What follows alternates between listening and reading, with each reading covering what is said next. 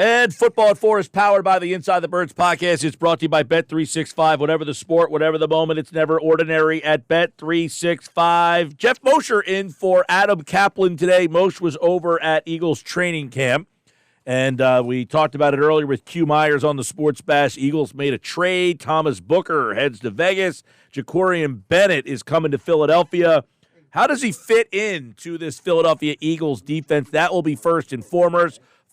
Plus, you heard from Nick Sirianni about a half an hour ago. We had the press conference for you live right here on 97.3 ESPN. So we'll get some takeaways from that. And everything happening as the Eagles get ready to take on the Cincinnati Bengals, who Geoff Mosher subtweeted a little while ago from Ian Rappaport.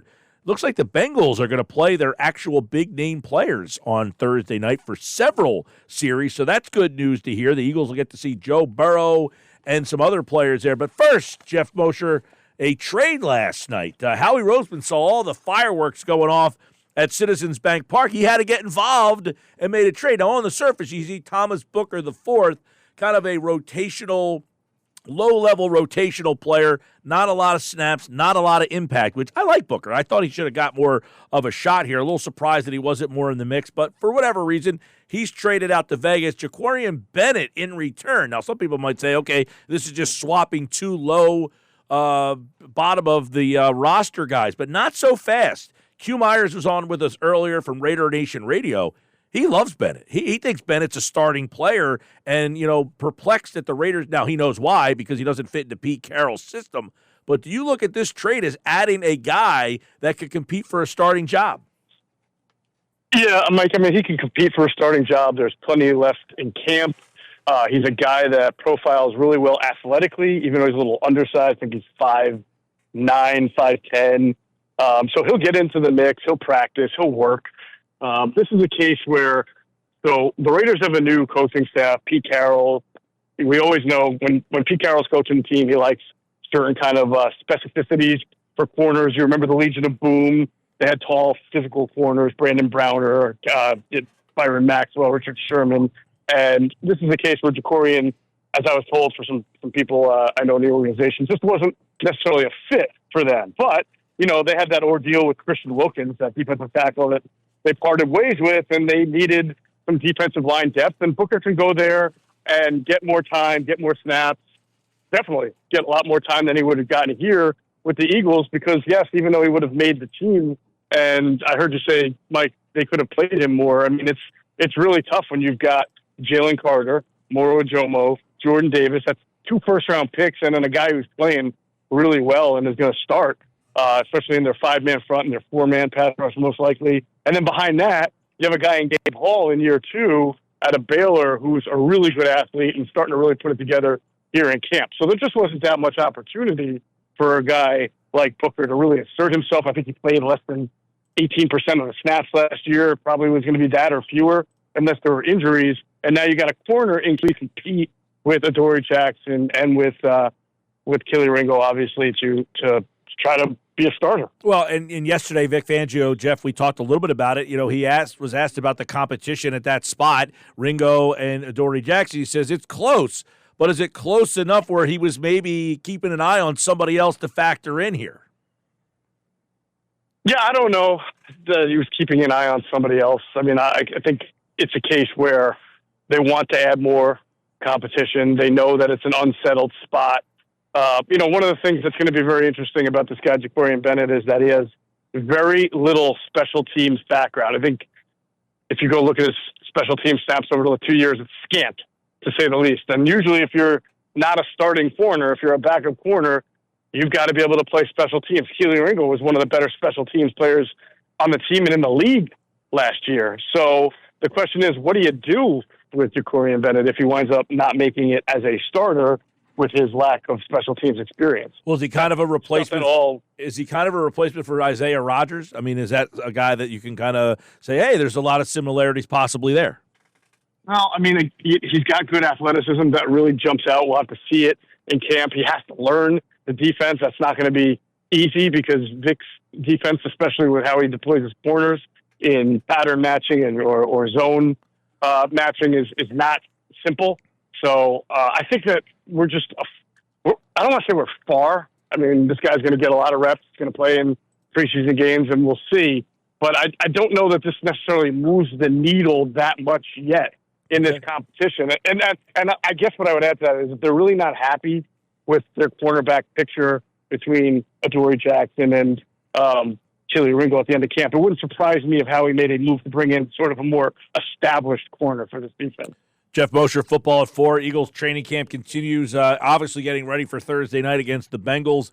So they're ramping things up here. One of the things they lose, I don't say they lose, they decide to trade Booker. He was not part of the rotation. So what's kind of left over? You mentioned Ojomo, Gabe Hall, Jalen Carter, Jordan Davis. It seems like they're pretty set at that spot now. Yeah, I mean, they've kept a lot before. I probably don't need to keep more than 5 or 6. But yeah, between Carter, Davis, Ajomo, and Ty Robinson, of course, is going to factor into the equation. He's a rookie. They drafted in the 4th round. He's swimming a little bit right now, but I'm sure by the end of camp you'll see more. So that's 4. Gabe Hall, 5. And then there's a shot that Byron Young, he's dealing with a little injury right now, but he's a potential guy at 6. So you don't have to keep 6 DTs. The Eagles have done that before. In fact, I think 2 years ago they kept 7, right? If I'm not mistaken. And then they wound up trading one of them, I can't remember his name right now, to the Falcons in the middle of the year. But so they do like to go heavy at that position, but you still have enough bodies and young developmental guys here to do that. Yeah, Booker obviously heads out to Vegas, and I think you're talking about Contavious Street, by the way, the guy who was traded to the Falcons. I think Booker was a guy that, you're right, just kind of got in a number shuffle. What you saw from him, he flashed at times last year, just couldn't get on the field. So Bennett in Philly, Booker in Vegas.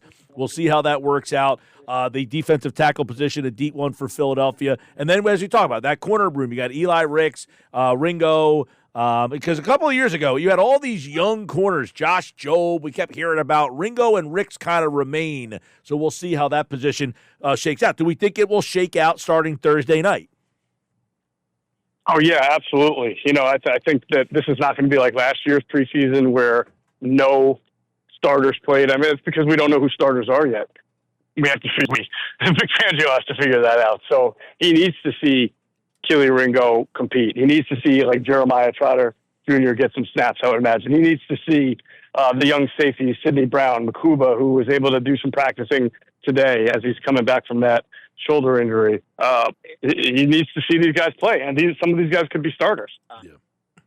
Moshe, and it's good, right? It's good. It's good. You're going to see Burrow and Higgins, I guess, and Jamar Chase out there because you're getting legit competition for them. Yeah, no doubt. Well, I want to get your take on, I know today, Makuba on the field, he probably won't play on Thursday night, but more snaps for Cooper DeJean at safety. I mean, are we starting to get a feel that this could be a real potential that he could get some legit snaps at safety, or is this just like, hey, he'll be base defense only, maybe 5 to 10 snaps a game in that spot? Well, probably base defense only, but I will tell you this. I think as they're starting to ramp him up just to see what they got, today there were times in 7-on-7s, and I think even in 11s, where the offense was in a nickel 3-wide receiver deployment, and yet you would see the Eagles in a base defense with Cooper DeJean at safety. So I kept saying, why would you want to counter a 3-wide formation with your base defense? Is that just to get DeJean some looks there? I mean, obviously you're not at an advantageous point, but maybe that's what they were doing, or maybe they just, sometimes Johnny Wilson is one of those receivers and he's kind of like a big sort of extra tight end, so it looks like 12 personnel. But either way, the point I'm trying to make is that DeJean was out there in their base defense, but against some nickel looks offensively. So I thought that was kind of interesting. All right, let's go through some. You guys talked about it on the Inside the Birds podcast, which you can get on all podcasting platforms.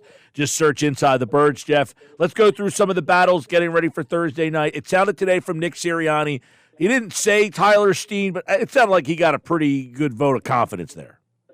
I mean, the vote of confidence is that Tyler Steen has taken all the right guard reps since OTAs began, and even here in training camp, he's really not being pushed for the job. And if you want to take it a step further, I don't think Kenyon Green has really, acquitted himself really well here training camp. So Matt Pryor to me would be the first. And Kenyon Green's over. Right guard. Kenyon Green seemingly is over to left guard at this point. It seems like, right? Yeah. Yeah, he's practicing at left guard. Thought he struggled a little bit in the one-on-ones yesterday. He got sick on the field. So it just hasn't been, I think some people expected it would be just another reclamation project, Stoutland miracle, which, I pointed out to other guys in the past, like a Chance Warmack. It's not like an automatic that someone's going to come here and just be an all-pro or Pro Bowl caliber lineman because they're coached by Jeff Stoutland. And this seems to be the case. All right, let's look at Ojomo. Looks like he's the definite guy who's going to get the Milton Williams snaps. Who gets the Ojomo snaps from last year? Yeah, I think that'll be determined. I think, once Ty Robinson gets his feet under him as a rookie, he's going to get in there and get some time. And, of course, I mentioned Gabe Hall. I think Gabe Hall's had a really nice camp. I'm really interested to see how he does in the preseason because I think he's a guy who the athleticism is not the question. That really translates well. He was he should have been drafted. There obviously were some knocks on him coming out of Baylor. People told me they felt he just needed some good coaching and, maybe somebody to kind of get into him and wake him up a little bit. And maybe that's happened here. So if that does, you got a pretty disruptive 3-technique type tackle who can probably play multiple spots on the line. So if you're an Eagles fan, you're watching these games the next 3 weeks looking for something to keep your eye on. That's one of the guys you have to have circled. Another thing to keep an eye on, Josh Uche, Azeez Ojulari. Will they play in these games, and can they factor in? I think they should, and factor into the equation for the season. Well, yeah, have some sort of rotation or role, or is this just basically Jalen Hunt's going to get the Josh Sweat amount of snaps? No, I don't think that's something they can rely on. I'm not pushing any panic buttons, Mike. It's a little early, but in fairness, this is the time last year where we're like, hey, Bryce Huff's kind of invisible. And I would say Ojulari to me has been somewhat invisible. You just haven't seen a really good edge rush from this team outside of some flashes from Uche. So it's good for Uche that he's sort of resurrecting his career or on the way to doing that. But overall, the pass rush to me right now is a little bit behind where we've seen it in the past. And that makes a lot of sense given the youth, the inexperience that we've talked about all offseason. Couple others real quick with Geoff Mosher for Football at 4 here, getting ready for the first preseason game. And obviously, linebacker yesterday, Jeremiah Trotter Jr. was listed there as the starter. Jahad Campbell, do you anticipate he plays Thursday night? Probably not, right? Yeah, I'm not sure about that, only because, although he's not been limited at all, that's a tough one. Sometimes I have a good feel for whether a guy is going to play or not play. He's certainly someone that needs reps, but obviously they don't want to get him hurt. You know what? I think he's going to wind up playing. It may not be a lot, but okay. I think he's going to wind up getting some reps. Do you look at him as more linebacker, edge rusher? They're going to get both out of this. How's that going to work? Right now it's linebacker, and, that's something that I sort of got puzzled around the draft time when they drafted him, and it seemed like certain reporters or something, the vibe out of the media was like, forget the fact that this guy played inside linebacker, he can rush the edge, and that's all you need to know. And I couldn't figure out why someone would have that sentiment, because I knew he was going to start off at inside linebacker, and that's the position he was playing last at Alabama. It is definitely a perk and a benefit and a bonus that he can move to the edge and rush from the edge. But Vic Fangio said the other day, it's not like, he's got a system. He's got you don't just get to rush the passer. You play a lot of line games in his defense. You do a lot of dropping. You have to have discipline when you're facing quarterbacks and get out of the pocket. It's not just get to the edges and rush the passer in his system. And right now he's just not getting a ton of reps at that and learning that part of the defense because he's playing so much inside linebacker. Right. So the idea of him as an edge rusher it's there. I'm not saying it's not a thing. It certainly is, and that's a big part of why the Eagles drafted him in the first round to eventually be. But with the Kobe Dean out, they need him at inside linebacker. That's his more natural position, and that's what he's playing mostly right now. All right, Moshe, A.J. Dillon, Will Shipley. I know Shipley caught, a running back caught a touchdown out of the backfield on Sunday. Dillon and Shipley, yes. Do they have bigger roles than the backup running back had last year? Was it with you that I said last? Sometimes I forget who I say these things with, but Mike Tyson's famous for saying everybody's got a plan until they get punched in the mouth, right? So I'm sure the Eagles have a grand plan to try to get the ball more to Will Shipley and A.J. Dillon. But what happens when, like they started off last year, when you need to give the ball to Saquon Barkley, guess what? You're giving the ball to Saquon Barkley until you're in that kind of position to be able to spread out the carries and the workload more, right? We've seen that. If the offense is going to struggle, guess who the ball is going to go to? And Saquon looks pretty good too, right? I mean, it's not like they're. Oh, yeah. Yeah. All right. Yeah, he caught a nice little wheel today for I think for a touchdown too. So he's always looked good. Yeah, little new layer to the offense. You know what? From It Kevin wasn't a wheel. Patullo. It might have been more like a slant or a Texas route. I just know that he got matched up, got behind Trotter Jr., who's had a really nice camp. This is just one play in the red zone, caught a touchdown, and that was good to see. Geoff Mosher from the Inside the Birds podcast, Football at 4, pinch hitting for Adam Kaplan today. And, of course, the Eagles are back on the field Thursday night, and you can listen to all the action right here on 97.3 ESPN.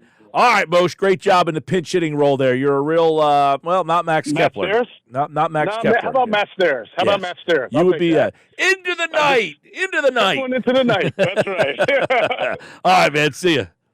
See ya. All right, Geoff Mosher, everybody. Sports Bash Live, 97.3 ESPN.